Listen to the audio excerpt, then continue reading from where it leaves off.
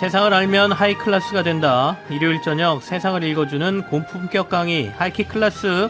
오늘은 특별히 인지과학 박사인 김상균 경희대 경영대학원 교수 나오셨습니다. 어서 오십시오. 예, 안녕하세요. 반갑습니다. 네. 김상균입니다.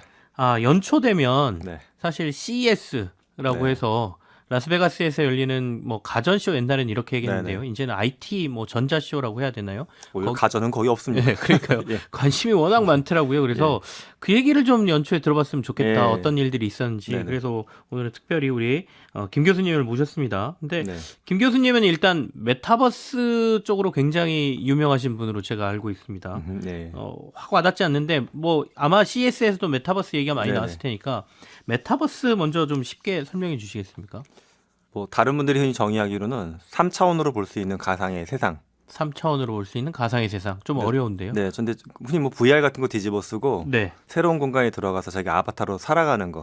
이런 거 말씀들을 많이 하시는데 저는 요거에 살짝 의견이 좀 다르긴 합니다. 3차원이라고 한정을 짓는 순간 양쪽 눈이 멀쩡하지 않은 흔히 장애인 분들은 아예 들어갈 수 없는 세상이 될 수도 있고 네. 또 가상 공간이라는 말 자체는 처음부터 VR 장비를 안 쓰면 못 들어가는 것처럼 보이니까 너무 한정적이에요, 적용이. 네. 그래서 저는 오히려 그냥 좀 너무 철학적으로 볼 수도 있지만 디지털 현실. 현실. 디지털 현실.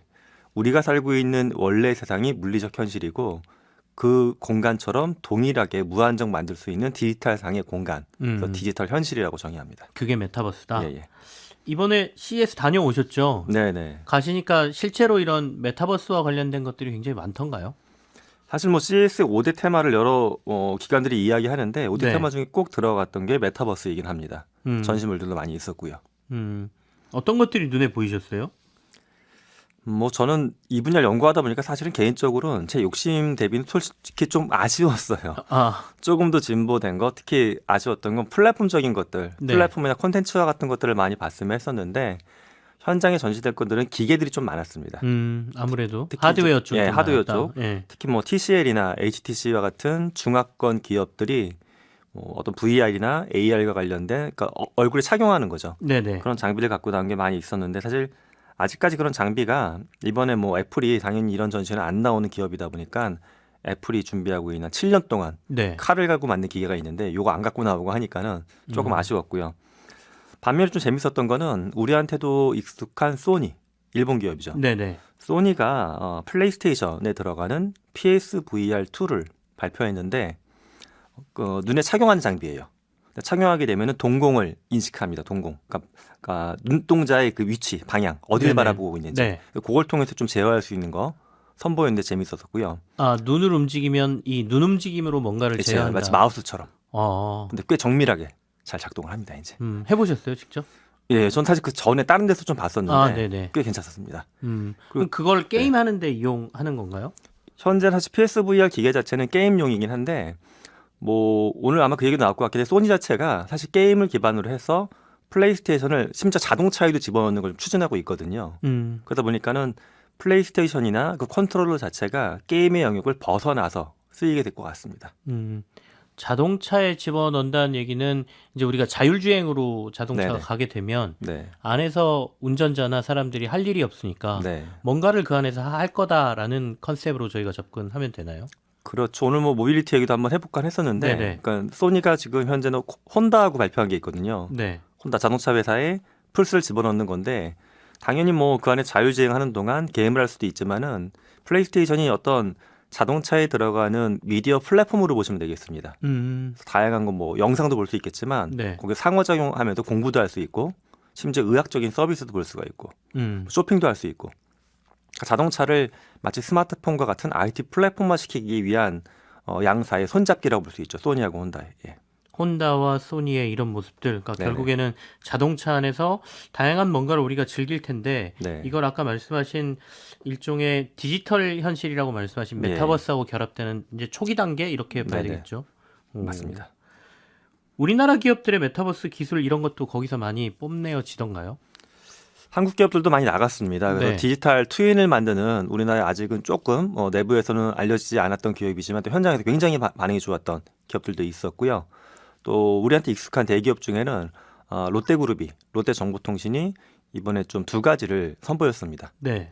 하나는 이제 약간 초현실형 VR이라고 흔히 부르는데 굉장히 정밀하고 실제감이 높아지는 VR 어떤 콘텐츠 선보였습니다. 그래서 롯데가 이제 얘기했던 것 중에 하나 이런 거예요. 뭐 백화점 명품관. 롯데가 유통을 바탕으로 명품관 사업도 네. 하고 유통 사업 많이 하잖아요. 근데 장기적으로는 메타버스 속에서 명품이라는 게 사실 굉장히 고관여 제품이거든요. 잘 보잖아요. 못 사는 제품. 이런 거를 소비자 선택할 수 있을 정도로 실제감이 높은 걸 보여주는 거. 요게 한 가지가 있었고요. 또 하나는 흔히 메타버스 하면 굉장히 좀 소외된 분들이 나이가 많으신 분들이세요. 장비 네네. 착용도 어렵고 뭔가 좀 조작도 어렵고. 음. 근데 이런 분들을 위해서 가정에 있는 뭐 30인치, 40인치 TV에다가 새로운 패널만 하나 딱 덧붙이면 눈에 아무것도 쓰지 않아도 화면이 입체로 보이는 거. 이 기술을 들고 나왔습니다. 오, 신기한데요, 그거는? 예, 이건 사실 뭐 홈쇼핑에도 쓸 수가 있고요. 상상만 해도 홈쇼핑에 물건이 입체로 뜨는 거 훨씬 네네. 좋잖아요. 그리고 또 어르신들이 좋아하는 뭐 가수분들, 뭐 트롯 가수가 입체적으로 나와서 노래하는 거 들으면 훨씬 더 현실감이 있겠죠. 아, 예. 롯데라고 하셔서 아까 네네.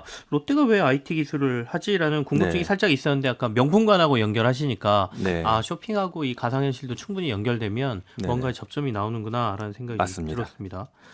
앞서 이제 그 애플 얘기를 살짝 해주셨잖아요. 예. 원래 애플이 지금 굉장히 야심차게 준비한 제품이 있는데 네. 그거는 이번 CES에 나오지 않았다. 애플 얘기를 조금 해주시죠. 어떤 제품 곧 나오나요? 애플은 사실 뭐 CES에 원래 잘 모습을 나타내는 기업은 아니고 네네. 독립적으로 행사를 하잖아요. 근데 이제 그동안은 루머가 계속 있었는데 이제 거의 공식화돼서 최근에 이제 언론에 보도가 된 게 한 2, 3일밖에 안 됐습니다. 애플이 네네. 공식으로 어나운스한 게 올 봄에 제품을 정식으로 공개를 하고 가을 정도에 대중 판매에 들어가는 걸로 했는데 AR, VR 겸용 장비라고 보시면 되겠습니다. AR하고 VR은 어떻게 다릅니까? AR은 이제 쉽게 말씀드리면 헛것이 보인다고 보시면 돼요. 헛것이 보인다. 지금 예를 들어 우리 앵커님 네. 보고 있는데 앵커님 얼굴에 뭐가 별이 뜨거나 옆에 숫자가 떠. 아, 실제와 헛것이 겹쳐 보이는 거. 그거는 AR. 이게 AR이고요. VR은 그냥 실제는 원래 있던 걸 아무것도 안 보이고 새로운 세상만 눈앞에 보이는 거. 이걸 VR로 보시면 되겠습니다.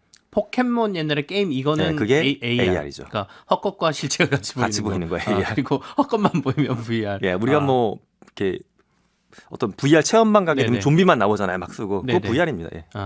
그러면 요거 두 개가 다 가능한 애플의 어떤 제품이 나온다 이런 말씀이시네요. 봄에. 네, 이 봄에 발표하고 네. 판매는 가을인데 이 장비가 얼마나 좀 전 기대를 많이 하냐면 실제로 이 장비만 끼고 있으면 우리의 몸 동작을 걔가 다 인식을 해요. 그러니까 만약에 지금은 VR 장비를 착용하면 손에 뭘 잡거나 또 다리 같은 거 움직임이 체크가 잘 안 되거든요. 네네. 근데 걔는 장비만 착용하고 있으면 기본적으로는 손가락 움직임도 감지하고 다리 쪽 관절 움직임도 감지를 해가지고 흔히 뭐 유튜브 하시는 분들이 요즘에 버튜버라고 해서 아바타로 방송도 하시는데 이런 분들이 사용하시게 되면 정말 엄청난 새로운 방송들이 가능합니다. 애플은 일단 굉장히 제품을 비싸게 내놓지 않습니까? 그렇죠. 이제 아마 그리고 이 영역을 또 이끌어갈 가능성이 예, 높은데 어떻게 보십니까? 가격이나 뭐 이런 것들도 얘기가 나오나요? 가격은 뭐 현재 2,000에서 3,000달러 정도 얘기를 하는데 제가 봤을 땐 3,000달러가 거의 뭐 한 90% 이상의 가능성이 그럼 있습니다. 300만 비싼 원 장비로 나올 넘는다는 겁니다. 얘기잖아요. 예. 네. 왜냐하면 들어가는 소재나 부품 자체가 굉장히 하이엔드 쪽 장비들이 하이엔드 쪽 부품들이고요. 애플 자체는 전통적으로 디바이스를 낮은 가격에 팔고 그 다음에 다른 걸 보완제를 통해 돈을 벌었던 기업이 아니거든요. 네네. 처음부터 디바이스 자체를 하이엔드 쪽으로 몰고 가는 기업이다 보니까 전 이번 장비도 같은 전략을 쓰리라 생각합니다. 가격을 매우 비싸게 받으면서 네. 그 영역에서의 어떤 독보적인 존재로서 치고 나갈 것이다. 저는 사실 그 생각도 들어요. 가격이 너무 비싸지다 보니까는 메타버스를 들어갈 수 있는 사람과 그렇지 못한 사람으로 애플 디바이스가 세상을 좀 가르는 게 아닌가 하는 좀 걱정도 듭니다. 그럼 그건 약간 부작용이네요. 그렇죠. 예. 현실 세계에서 메타버스를 이용할 수 있는 영역과 어떤 네. 사람들과 네. 이걸 이용하지 못하는 사람들 예, 이게 예. 어떻게 보면 금액적으로도 구분될 네네. 수도 있다라는 거고 맞습니다. 아까 말씀하신 것처럼 이제 나이 연령층에 따라서 IT에 좀 근접하기 쉬운 젊은 층들이 훨씬 더 그쪽은 더 갈 가능성이 높고 그렇죠. 예. 우리가 보통 이제 메타버스라고 하면 애플도 떠올리긴 하지만 페이스북, 그러니까 네. 이제는 메타 플랫폼이라고 이름을 네, 바꿨지 메타, 않습니까? 그쪽도 굉장히 힘을 많이 쓰고 있다는 얘기를 듣고 있는데 네. 이 메타 플랫폼 쪽에 얘기는 없나요? 사실 메타가 참 안타까운 건 계속 새로운 장비를 개발하고 있죠. 투자도 많이 네. 하고 있고. 그래서 저도 최근에 나온 메타 이제 퀘스트 프로를 쓰고 있는데 아직까지는 일반인들이 어떤 개인적인 용도를 바탕으로 좀 활발하게 쓰기에는 어렵다.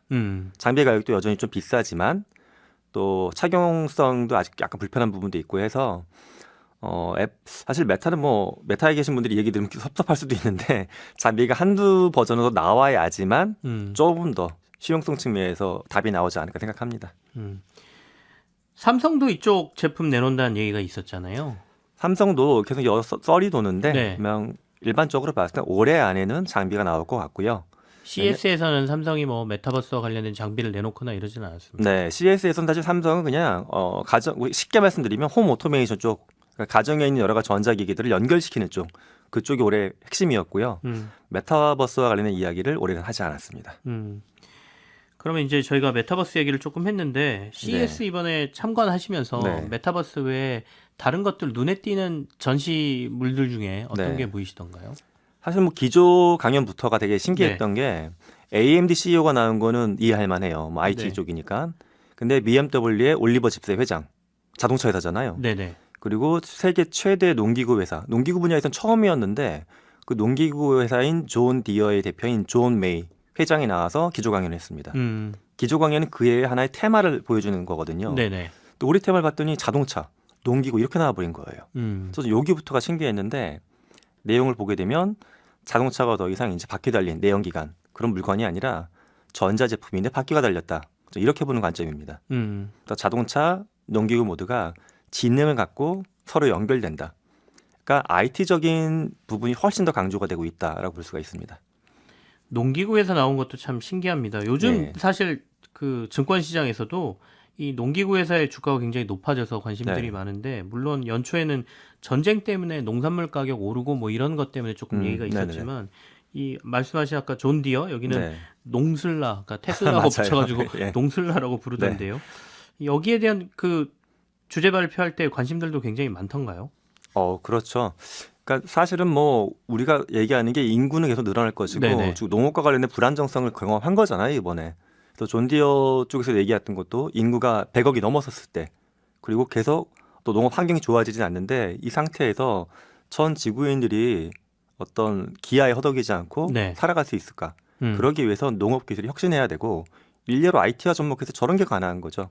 지금 일반적인 농기구나 개인이 파종을 하게 되면은 흙에 적정량의 씨앗을 잘 못 넣거든요. 낭비가 되거나 덜 들어가거나. 네네. 근데 그런 거를 기계에서 컨트롤 잘해주게 되면 최적화된 씨앗을 써가지고 네. 최고의 생산을 낼 수가 있는 거죠. 음. 또는 우리가 마치 게임할 때처럼 스마트폰을 통해서 현재 농장의 전체 모습이나 농기구의 가동을 다 관리할 수 있어요. 네네. 제가 보니까 좀 게임인 줄 알았어요. 무슨 흔히 뭐 농장 타이쿤 게임 같은 거 있잖아요. 네네. 그것처럼 농기구를 연결을 해가지고 음. 작동시키는 거 이런 것들을 이제 개발하고 있습니다. 이제 사람이 하지 않고 농기계를 다 네. 컴퓨터로 작동해가지고 아까 같은 빅데이터를 이용해가지고 네네. 결국 농업을 한다는 얘기인데 네. 이건 그러면 미국 같은 대형 네. 농장이나 이런 데에서는 좀 뭐 어느 정도 될 것 같은데 네네. 우리나라 같은 환경에서는 조금 어렵지 않을까라는 생각도 들거든요. 근데 이런 기술이 조금 더 멀리 가게 되면은 네네. 결국 우리나라도 최근에 롯데도 그렇지만 현대도 이제 준비하고 있는 것 중에 하나가 스마트팜이거든요. 대기업들도 관심 갖고 있어서 스마트팜에 이런 기술이 접목되게 되면은 오히려 더 다양한 품종을 조금씩 많은 사람들이 생산할 수 있지 않을까. 네. 그러니까 일부 농업인들만 손대는 게 아니라 젊은 농업인들 또 도시에 있지만 농업에 대한 관심 있는 분들 쭉 이렇게 연결할 수 있는 게 그런 플랫폼이 변화가 되면서 좀 길이 열릴 거라 전 바라봅니다. 올해 CES에 한국인들이 그렇게 많았다는 얘기를 제가 들었습니다. 가는 데마다 한국말이 들리고요. 네. 심지어 그 한국 식당 가면은 뭐 예약은 당연히 안 되고요. 네. 줄 서서 먹을 정도로 난리도 아니었습니다. 참가 기업이 많았던 겁니까? 아니면 그 참관을 하러 가는 사람들이 많았던 건가요? 둘 다 많았습니다. 사실 작년 대비는 한 2배에서 2.5배 정도 올해 규모 얘기하거든요. 네네. 그런데 둘 다 많았어요. 한국에 있는 기업들도 많이 나갔고요. 또 그만큼 많이 공부하러 가신 분들도 많았습니다. 이번 CES 다녀오시고 네. 뭐 이제 저희가 해외 기업 위주로 많이 얘기를 했습니다만은 비교해 보시면서 우리 기업이 나아갈 방향이라든지 뭐 느낀 점 있다면 좀 말씀해 주시죠. 사실은 우리 기업도 예전부터 네. 뭐 친환경 또는 뭐 어떤 다양성에 대한 고려 이런 것들 많이 이야기했거든요. 네. ESG적으로. 근데 그동안은 어찌 보면 눈치 보여서 해야 되니까 한다는 식이었던 것 같아요, 저는. 근데 이제 봤더니 그걸 눈치 보여서 또는 규제하니까 하는 게 아니라 그거를 하지 않고는 기업이 생존할 수 없다라는 걸 한 번 더 느꼈습니다. 그러니까 뭐냐 하면 이제 소비자의 취향이나 계층이 너무 다양해지다 보니까는 우리 자체가 다양한 사람들을 고용하고 다양한 취향을 고려하지 않고는 생산량이나 수익을 보전받을 수가 없거든요. 그래서 이제는 어떤 ESG에서 맺혔던 가치 자체가 그냥 어떤 형식적인 게 아니라 진짜 기업 내부에 내재화를 해야 되겠다. 그 생각이 한 가지가 들었고요. 또는 뭐 챗 GPT를 바탕으로 한 이제 인공지능 요번에 네. 나온 거의 모든 전시물에 인공지능이 스며들어 있더라고요. 그래서 우리 기업들도 인공지능을 한 차례 더 좀 밀어붙일 수 있도록 노력을 해야 되겠다 하는 생각이 있습니다. 그러면 이번에 다녀오시면서 모빌리티 쪽도 굉장히 관심 가지셨고, 그다음에 네. 뭐 원래 메타버스 인지과학 쪽은 네. 관심이 있으시니까요. 그 부분 네. 이런 것들까지 미래 사회가 좀 가야 될 것 같다 이런 생각을 하셨다는 얘기군요. 예, 예. 메타버스가 그 애플이 이제 그 제품을 내놓고 나면 현실적으로 올해 좀 많이 이렇게 확 와닿을 변화가 좀 있을 것 같으십니까? 뭐 사실 그 디바이스는 나오고 굉장히 신기할 거예요. 네네. 하지만 이제 스마트폰 처음 나왔을 때도 그런데 거기에 들어가는 앱이라는 게 좀 어느 정도 규모가 돼야 되잖아요. 그러니까 그런 앱이 일정량의 규모를 확보하는 시간이 얼마나 빨리 올 거냐가 문제인데 제가 봤을 땐 가을에 제품 나오고 그래도 한 반년 가까이 소요되지 않을까 생각합니다. 조금 더 시간이 남아 있다는 예, 예. 말씀이시네요. 네네. 알겠습니다. 지금까지 인지과학자 김상균 교수와 함께했습니다. 고맙습니다. 네, 고맙습니다. 네.